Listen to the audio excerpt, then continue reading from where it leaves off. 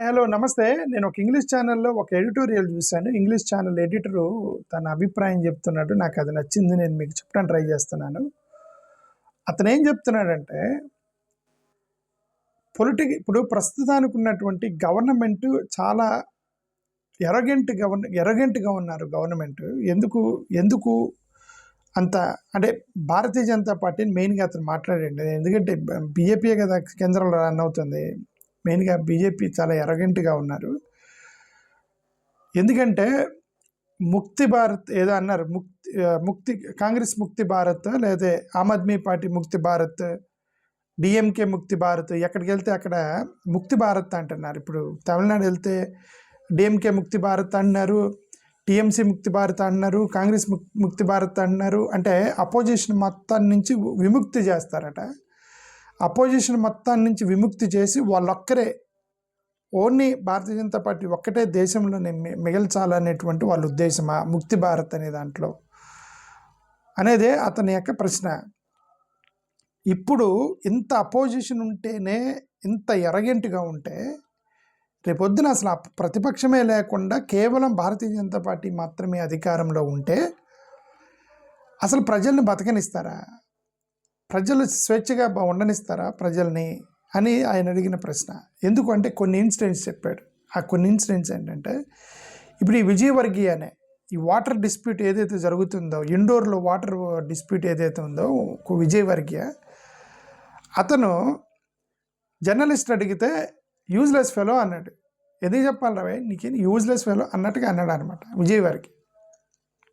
Okay, అంటే వాళ్ళ ప్రభుత్వం ఉంది కాబట్టి, వాళ్ళ గవర్నమెంట్ కాబట్టి, కేంద్రంలో రాష్ట్రంలో వాళ్ళ గవర్నమెంట్ కాబట్టి, దేశం మొత్తం వాళ్ళ గ్రిప్పులో ఉంది కాబట్టి, ఒక జర్నలిస్ట్కి విలువ కూడా ఇవ్వకుండా ఇష్టం వచ్చినట్టుగా నీకెందుకు చెప్పాలరా యూజ్లెస్ ఫెలో అని అనగలిగాడు అంటే అర్థం.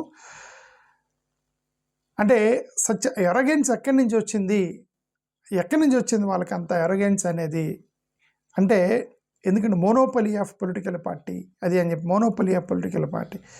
వీళ్ళు ఎక్కడికి వెళ్తే అక్కడ ముక్తి భారత్ అని, కాంగ్రెస్ ముక్తి భారత్ అని, డిఎంకే ముక్తి భారత్ అని, టీఎంసీ ముక్తి భారత్ అని, ఎక్కడికి వెళ్తే అన్నింటిని తొక్కేసి వాళ్ళు మాత్రమే దేశంలో నిలబడితే ఈ ఎరగెన్స్ అనేది ఉంటుంది కదా. దేశవ్యాప్తి నాకు తిరుగులేదన్నప్పుడు ఉండేది కదా, గర్వం అనేది ఉంటుంది కదా. ఇక దేశం మా చేతిలోనే ఉందన్నప్పుడు ఉంటుంది కదా, దాడులు ఈజీగా చేస్తారు అనేది అతని యొక్క ఉద్దేశం. ఇదే విజయవర్గీయ వాళ్ళ కుమారుడు పబ్లిక్గా బ్యాట్ తీసుకొని ఒక ఆఫీసర్ని కొట్టాడు. పబ్లిక్గా క్రికెట్ బ్యాట్ తీసుకొని ఆఫీసర్ని కొట్టాడు, పబ్లిక్గా కొట్టాడు అతను. ఇప్పుడు కూడా సోషల్ మీడియాలో ఉంది. అతని పేరు ఆకాష్ వర్గీయ. విజయవర్గీయ కుమారుడు ఆకాష్ వర్గీయ క్రికెట్ బ్యాట్ తీసుకొని దాడి అని మీరు ఆన్లైన్లో కొట్టండి వచ్చేసింది. పబ్లిక్గా ఒక ఆఫీసర్ని పబ్లిక్గా కొట్టాడు. అతని మీద కేసు ఏదో పెట్టి కేసు పెట్టారు. అతను తన్నులు తిన్న వ్యక్తి ఎవరు కొట్టారో నాకు తెలియదు అన్నాడు. ఎందుకంటే మరి అతను బెదిరించారా లేకపోతే డబ్బులు ఇచ్చారా ఏం తెలియదు. ఎవరినైతే కొట్టాడు అతను కోర్టులోకి వెళ్ళి నన్ను ఎవరు కొట్టారో తెలీదు అని చెప్పాడు. అతను వెనక నుంచి కొట్టారని చెప్పాడు. సరే ఎవరు కొట్టారో తెలియదు, మీడియాకి తెలీదా? కెమెరాలు లేవా, సీసీ కెమెరాలు లేవా, ఫొటోస్ లేవా? అసలు సోషల్ మీడియాలో ఎవడో ఫోటో తీసి వదిలేడు కదా దాన్ని, ఇప్పుడు కూడా ఉంది కదా అది. లేదు, పబ్లిక్గా ఒక ఆఫీసర్ని భారతీయ జనతా పార్టీకి సంబంధించిన విజయవర్గీయ ఒక మినిస్టర్ కుమారుడు కొడితే కేసు లేదేం లేదు. ఒక కార్పొరేటరు, అదే బీజేపీకి సంబంధించిన ఒక కార్పొరేటరు సెల్ఫీ పెట్టాడు, వీడియో పెట్టాడు. ఏమని, నేను పబ్లిక్గా రేప్ చేస్తానండి, నన్ను ఎవడేం చేయలేడు మా ప్రభుత్వం అన్నాడు. ఇదే అన్నాడు. మీరు కావాలంటే లోపల మీరు వెళ్ళి చూసుకోండి. BJP corporator threatens rape publicly అని ఒక మాట మీరు ఆన్లైన్లో కొడితే వచ్చేస్తుంది అని పబ్లిక్గా చెబుతున్నాడు అతను. ఇది మా గవర్నమెంట్ నన్ను ఏం చేయలేరు, రేప్ చేస్తానంటున్నాడు. ఓకే, ఒక బీజేపీ ఎమ్మెల్యే పబ్లిక్గా ఆటో డ్రైవర్ని కొట్టి వీళ్ళందరూ క్షమాపణ చెప్పారు. వీళ్ళలో ఎవరు కూడా కొడతారు ముందు, ఏముంది క్షమాపణే కదా, సారీ చెప్తారు అనమాట. ఇప్పుడు ఆకాశ్ వర్గీయ చెప్పాడు సారీ, ఇతను కార్పొరేటర్ చెప్పాడు సారీ, ఇప్పుడు ఈ ఎమ్మెల్యే ఆటో డ్రైవర్ని కొట్టిన ఎమ్మెల్యే కూడా సారీ చెప్పాడు. ముందు కొట్టేదనో ఒక వీడియో రిలీజ్ చేస్తారు సారీ అని చెప్పి.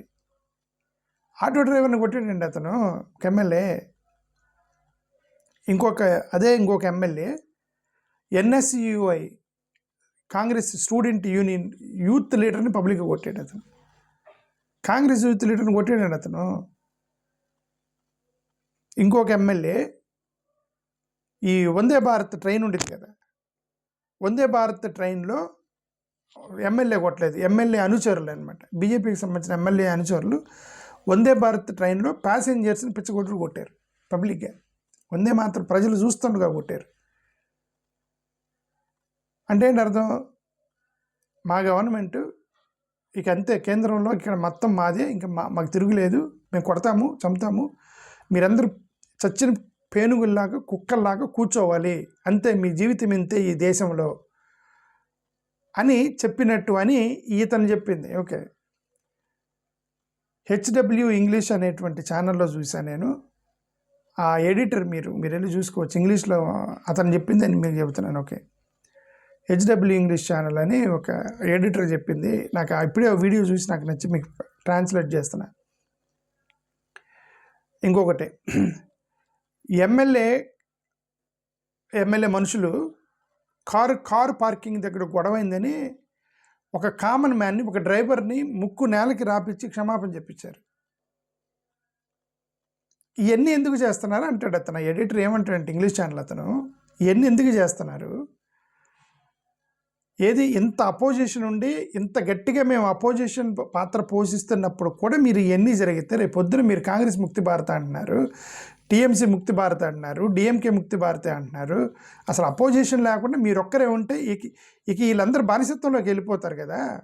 కేజీఎఫ్ 3 అయిపోయింది కదా ఇప్పుడు, కేజీఎఫ్ 3లో బానిసలు ఉంటారు కదా, అంతే కదా. ఓకే, అటాక్ చేస్తాయి అంతే కదా, అటాక్ చేస్తున్నారని కదా అర్థం. ఇంకొక బీజేపీ ఎమ్మెల్యే కుమారుడు ఒక కమిషనర్ ఆఫీస్కి పోయాడు. ఇది కూడా సోషల్ మీడియాలో ఉంది. కమిషనర్ ఆఫీస్కి పోయాడు, అంతే, సోషల్ మీడియా అవసరం లేదు. మీరు ఆ హెచ్డబ్ల్యూ ఇంగ్లీష్ ఛానల్కి వెళ్ళి అతని వీడియో ఎడిటోరియల్ చూస్తే అతను ఇచ్చాడు, ఆ వీడియోలన్నీ ప్లే చేశాడు. నేను అది చూసే చెప్తున్నా మీకు. ఎమ్మెల్యే సన్ను కమిషనర్ ఆఫీస్కి వెళ్ళాడట, కమిషనర్ ఆఫీస్కి వెళ్ళి వెయిటింగ్లో పెట్టాడని చెప్పి అక్కడున్న సెక్రటరీ గేట్ దగ్గర ఉంటాడు కదా, కమిషనర్ ఆఫీస్ దగ్గర, అతను పిచ్చుకోట్లు కొట్టిండంటే అక్కడ. కమిషనర్ ఆఫీస్కి వెళ్ళి, కమిషనర్ నన్ను వెయిటింగ్ చేపిస్తావా, నేను ఎమ్మెల్యే కొడుకుని అని చెప్పి అక్కడ గేట్ దగ్గర ఉన్నవాడిని కొట్టిండంట. పోలీసులు వచ్చి ఈ మీద ఎఫ్ఐఆర్ ఫైల్ చేస్తానంటే సారీ చెప్పిపోయింది. అదే వీళ్ళందరూ సారీ చెప్పిపోతారు, సారీ చెప్తారు, కొడతారు, ముందు కొట్టేదైనా సారీ చెప్తారండి. ఓకే, ఊరికే అది కూడా ఏంది, మీడియాని వీళ్ళని సాటిస్ఫై చేయడానికి సారీ చెప్తారు. ఈ కేసులు ఇవన్నీ ఏమి ఉండవు అనమాట, కొడతారు అంతే, కానీ ఉండవు ఇవన్నీ. కర్ణాటక బీజేపీ ఎమ్మెల్యే పబ్లిక్గా ఒక పోలీస్ ఆఫీసర్తో గొడవ పడుతున్న వీడియో ప్లే చేశాడు అతను. ఎమ్మెల్యే పోలీస్ ఆఫీసర్ ఇద్దరు కొట్టుకుంటున్నారు, పోలీస్ ఆఫీసర్ అని ఎమ్మెల్యే. అంటే ఎమ్మెల్యే పోలీస్ ఆఫీసర్కి ఎదురు తిరిగాడు, డ్యూటీలో ఉన్న పోలీస్ ఆఫీసర్ని కొట్టినట్టే. మరి అది మీద కేసు ఉంటుంది కదా ఇంకా వాళ్ళ గవర్నమెంట్లో.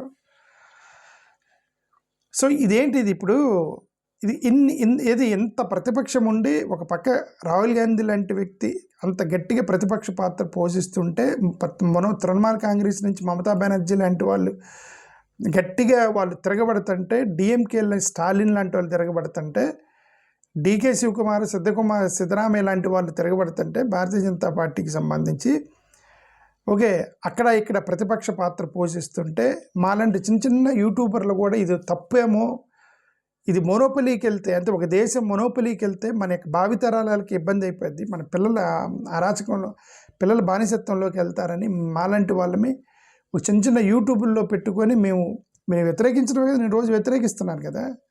మొనోపలీ అనేది ఉండకూడదు, రెండు పార్టీలు స్ట్రాంగ్గా ఉండాలి, కాంగ్రెస్ స్ట్రాంగ్ ఉండాలి, బీజేపీ స్ట్రాంగ్ ఉండాలి, ప్రతిపక్ష పాత్ర పోషిస్తూ ఉండాలి. ప్రతిపక్ష పాత్ర పోషిస్తూ ఉంటే ఏది తప్పు ఏది తెలిసిద్ది, ప్రభుత్వాన్ని జాగ్రత్తగా మనం ముందుకు నడుపుకోవచ్చు అని నేను రోజు వీక్గా ఉంది. కాంగ్రెస్ని సపోర్ట్ చేయడానికి, కాంగ్రెస్ మీద నాకు స్పెషల్ ఇంట్రెస్ట్ ఏం లేదు.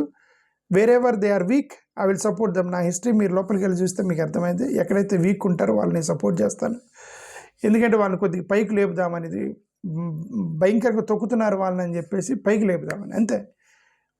అపోజిషన్ వీక్గా ఉంది ఇప్పుడు కేంద్రంలో, కాబట్టి వాళ్ళని కొద్దిగా స్ట్రెంగ్తన్ చేస్తే, ఈక్వల్ అయితే ప్రజాస్వామ్యానికి మంచిదని నేను వాళ్ళకి హెల్ప్ చేస్తాను, అంతే తప్ప నాకు కాంగ్రెస్ వాళ్ళతో నాకు సంబంధం ఏం లేదు. ఓకే, కాంగ్రెస్కి నాకేం సంబంధం లేదు కదా. బట్ నేను I'm supporting the opposition so that the democracy may be strengthened.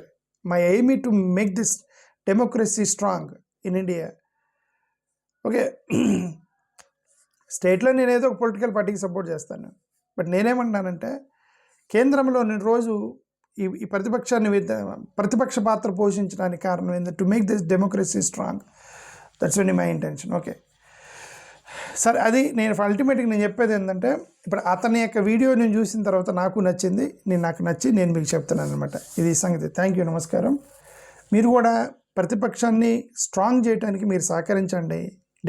ప్రతిపక్షాన్ని strong చేయాలంటే డెమోక్రసీని స్ట్రాంగ్ చేసినట్లు లెక్క. ఎందుకంటే మన డెమోక్రటిక్ సిస్టమ్ కదా, భారతదేశం డెమోక్రటిక్ సిస్టంలో రూలింగ్ పార్టీ ప్రతిపక్షం రెండు స్ట్రాంగ్ ఉండాలి. స్ట్రాంగ్ ఉన్నప్పుడే మంచి నిర్ణయాలు వస్తాయి. ఏది మంచిదని చర్చ జరిగిద్ది, లేదంటే వన్ సైడెడ్కి తీసుకెళ్ళిపోతారు. ఇప్పుడు ఇలాంటివి పబ్లిక్గా ఆటో డ్రైవర్లను కొట్టడం, ముక్కు నేలకేసి కొట్టడం, చంపేసి రోడ్డు పక్కన పడేయటం, ఇవన్నీ కూడా జరుగుతూ ఉంటాయి. ఒక ఆయన అయితే కారు వెళ్ళి తొక్కించుకుంటా పోయింది ఒక ఆయన. ఇదంతా ఎందుకు? ఉన్నావా కేసు ఏమైంది? 6గురిని చంపేశారు. నాన్నని చంపారు, బాబాయిని లోపల పెట్టారు, 2 ఆంటీని చంపారు, సాక్షులు మొత్తం లేపుకుంటూ పోయారు. ఒక్క ఎమ్మెల్యే తప్పించడానికి. మనుషుల ప్రాణాలంటే లెక్క లేదు, భయం లేదు అంతే. సో ఇవన్నిటిని మనం ఈ దాడులు ఆపాలంటే డెమోక్రసీ స్ట్రాంగ్ ఉండాలి, ప్రజాస్వామ్యం స్ట్రాంగ్ ఉండాలి అని ఆ ఇంగ్లీష్ ఛానల్ అతను చెప్పాడు. నాకు అది నచ్చి నేను మీకు చెప్తున్నాను. థ్యాంక్ యూ, నమస్కారం. అతని ఛానల్ చూడాలంటే HW ఇంగ్లీష్ ఛానల్లోకి వెళ్ళి ఎడిటోరియల్ చూడండి. థ్యాంక్ యూ, నమస్కారం.